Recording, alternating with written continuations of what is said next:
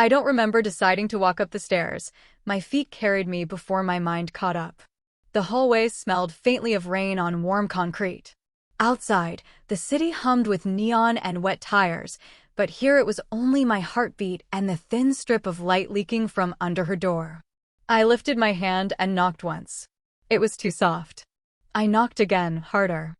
For a second, I almost turned and left, but the door swung open and there she was. Her hair was loose, not like the careful bun she wore at the cafe where we first spoke. The dim lamp behind her made a halo of copper strands around her face.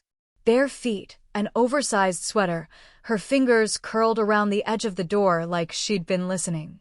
"You shouldn't be here," she said, but it sounded less like a warning than an exhale. "I know." My voice cracked on the second word. For a moment, neither of us moved.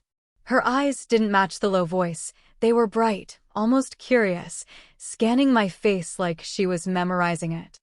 The hallway felt smaller, the air thicker.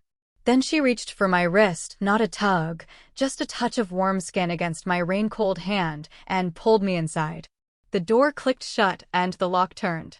The room smelled like jasmine tea gone cold. A single lamp burned in the corner. She stepped back, arms crossed now, sweater sliding off one shoulder. "Midnight's a strange time to knock," she murmured. I couldn't sleep. I pushed wet hair from my forehead. I kept thinking about. My voice drifted off. She tilted her head. "About what?" I stared at her hands instead of answering. One thumb rubbed her opposite palm, slow circles, like she was steadying herself. Silence stretched. I could hear the faint tick of the wall clock. Finally, she sighed. "You're soaked." She brushed past me toward the kitchen, and the scent of her soap and something floral trailed behind. "Sit down before you start dripping everywhere." I sat on the edge of her sofa, palms pressed to my knees. My chest felt too tight for my ribs. She returned with a towel, kneeling briefly to hand it to me. Her eyes were level with mine now. "Thanks," I whispered. She gave a small nod, but didn't move right away. Her hand hovered near my shoulder as if to pat it, then dropped. "You're shivering." "I'm fine," I said quickly. A faint smile flickered at the corner of her mouth. "You never are when you say that." Something in the way she said it, soft, knowing, made me look up. Her eyes held mine longer than felt safe. She looked away first, stood, tucked a strand of hair behind her ear. I wanted to tell her everything at once, but the words jammed in my throat. Instead, I just watched her cross the room, sweater hem brushing against her thighs. She reached for her phone on the counter, glanced at the screen, and her expression changed, something sharp and private flickering across her face. "What is it?" I asked. She didn't answer. She set the phone face down, walked back toward me slowly. Halfway across the room, she stopped, arms folding again. The apartment had gone completely silent except for the rain against the window.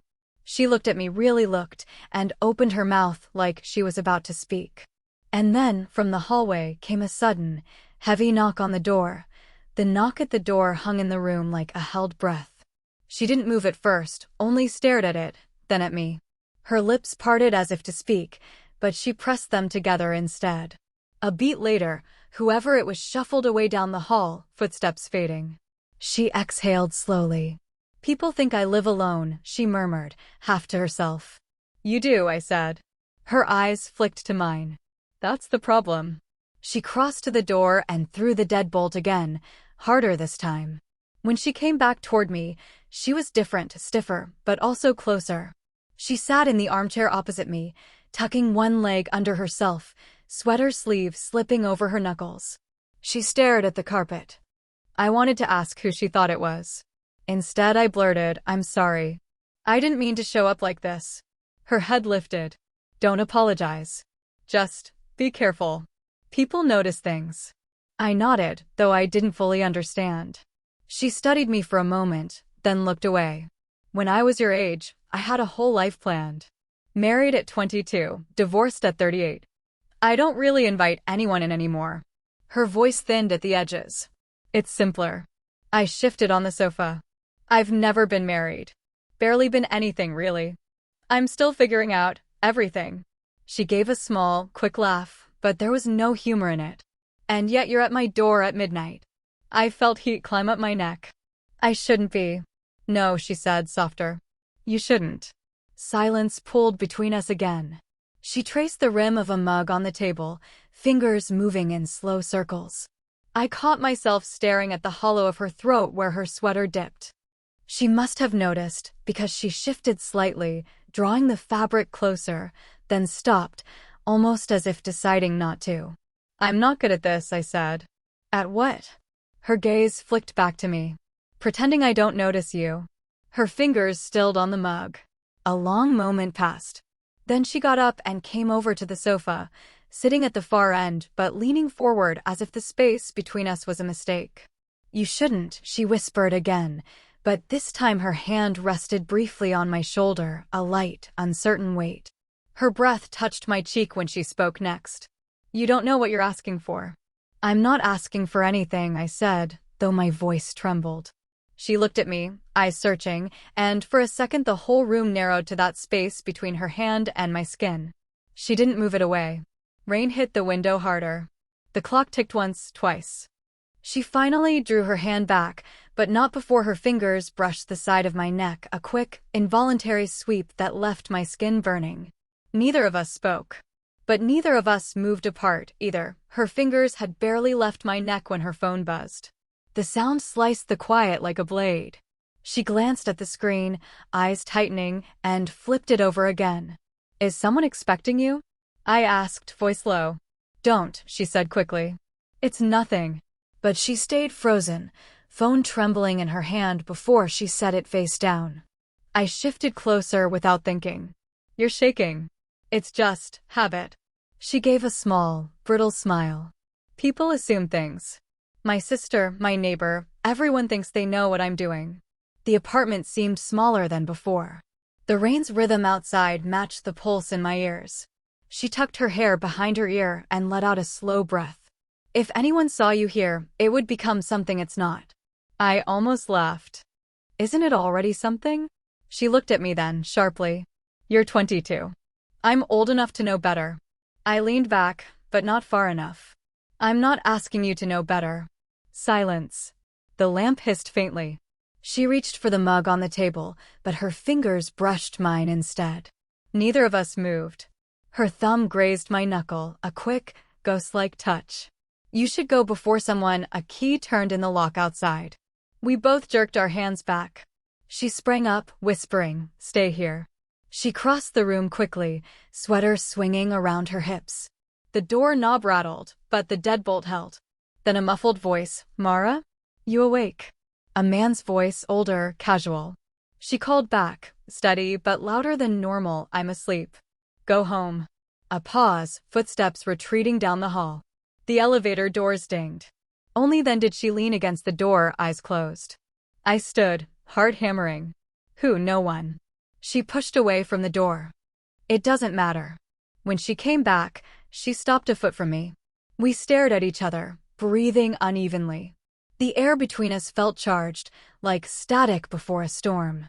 Her voice dropped. This is exactly why, she trailed off, shaking her head. I swallowed hard. Why what? Why people end up hurt? She reached to brush a piece of hair from my forehead, then caught herself, fingers hovering. I felt the warmth of her skin without her even touching me. We both inhaled at the same time. Her eyes flicked to my mouth, then back to my eyes. The distance between us narrowed. I should stop, she whispered. Then stop. But neither of us moved.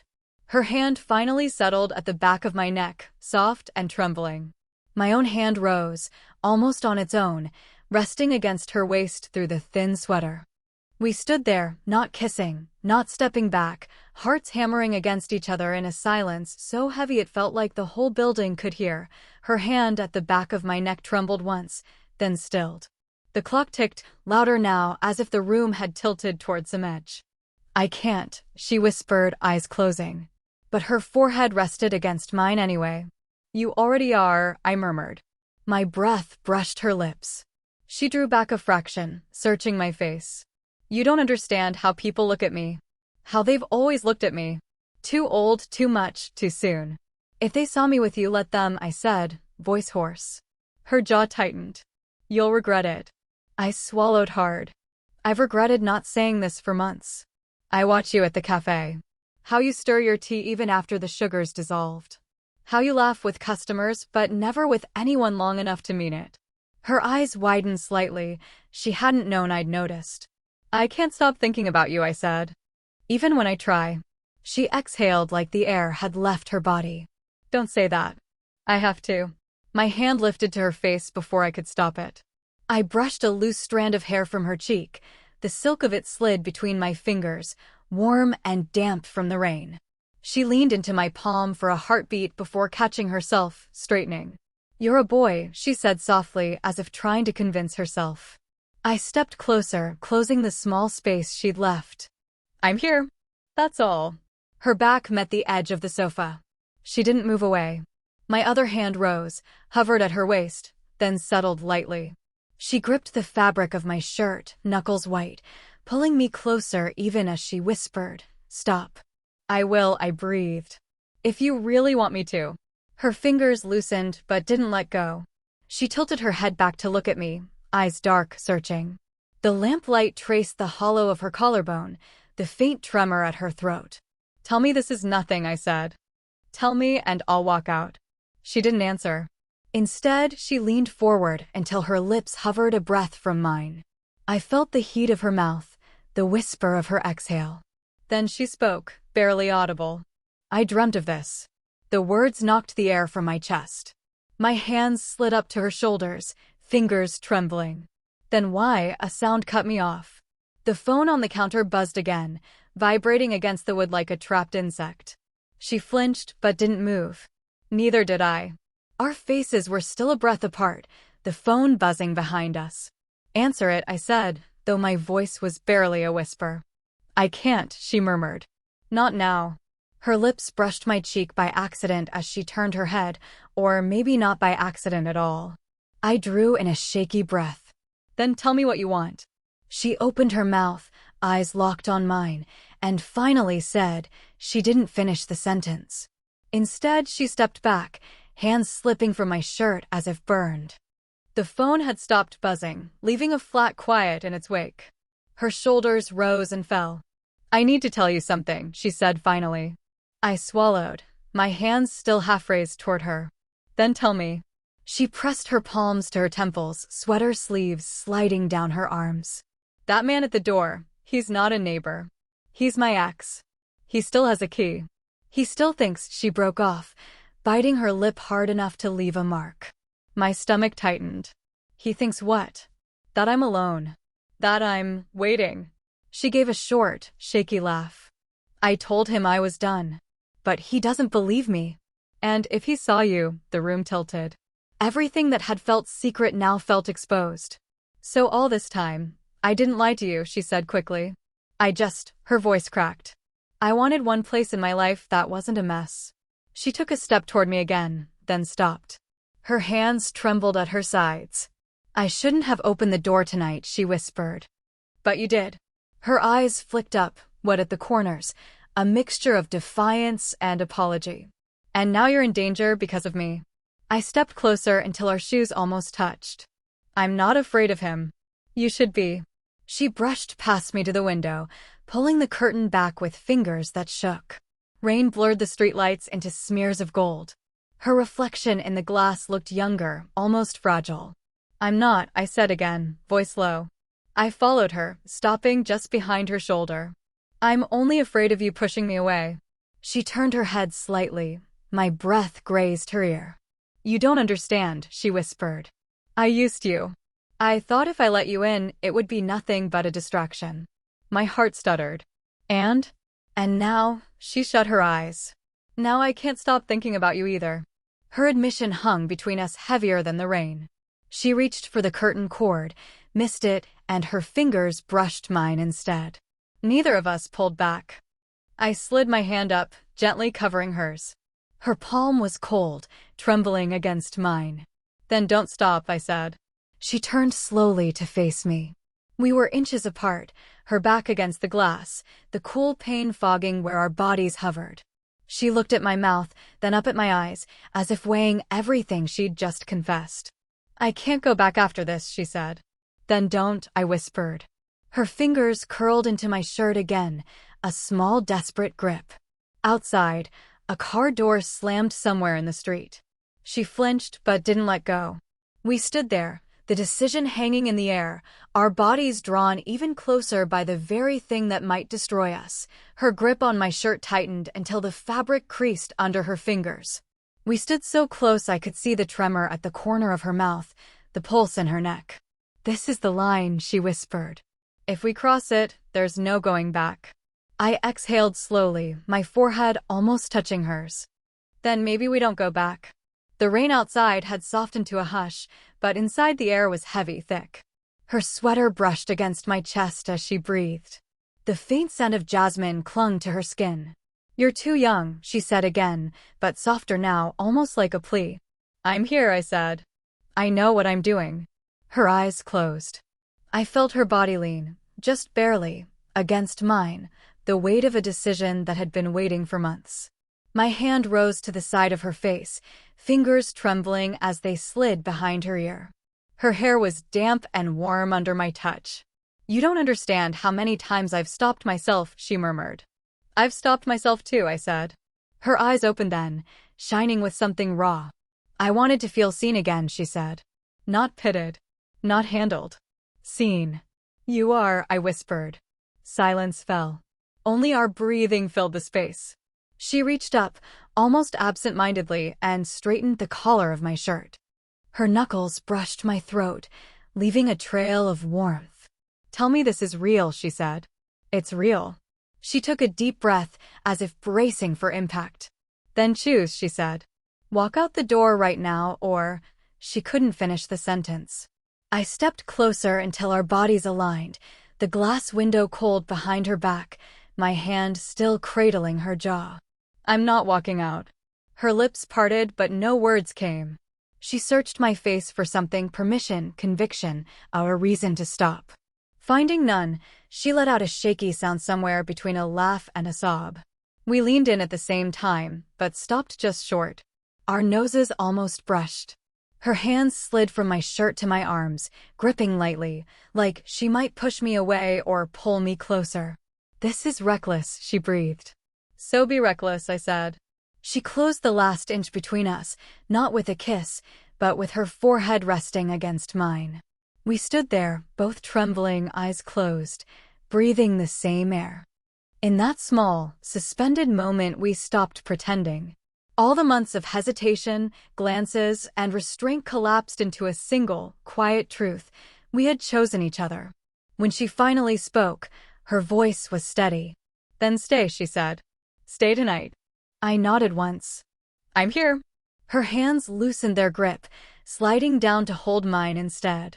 We stood in the dim room, still pressed together, knowing the line had been crossed, and, for the first time, neither of us wanted to go back. Morning came in through the blinds as a pale wash of gold. The rain had stopped sometime in the night. The city below sounded far away, as if muffled by cotton. She sat at the edge of the sofa, hair tousled, sweater slipping from one shoulder, hands wrapped around a mug of fresh tea. I stood in her kitchen doorway, unsure if stepping closer would undo everything.